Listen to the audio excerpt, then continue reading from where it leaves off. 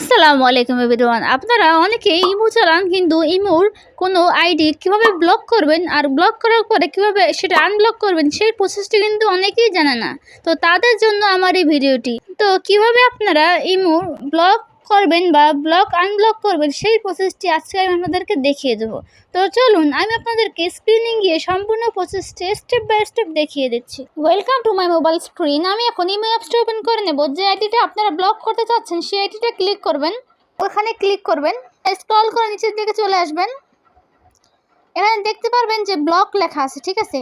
তো এখানে ক্লিক করবেন, ব্লক করবেন, তারপর আবার এই ব্লক অপশনে ক্লিক করবেন। তাহলে কি হয়েছে, সে কিন্তু ব্লক হয়ে গিয়েছে, ঠিক আছে? তো এখন আমি তাকে আনব্লক কিভাবে করব। তো আমি আবার এই লোগোতে ক্লিক করব।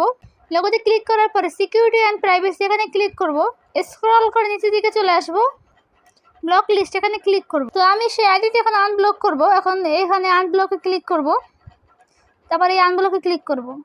তাহলে কিন্তু সে আনব্লক হয়ে গিয়েছে। তারপর আপনারা এই প্রোফাইলে ক্লিক করতে পারবেন। প্রোফাইলে ক্লিক করে এই মেসেজ অপশনে ক্লিক করবেন। এখানে থেকে আপনারা তাকে হাই হ্যালো বা কল দিতে পারবেন। তো এই ছিল আজকের ভিডিওটি ভালো লাগলে অবশ্যই লাইক, কমেন্ট, শেয়ার এবং সাবস্ক্রাইব করতে কিন্তু ভুলবেন না বন্ধুরা। আসসালামু আলাইকুম।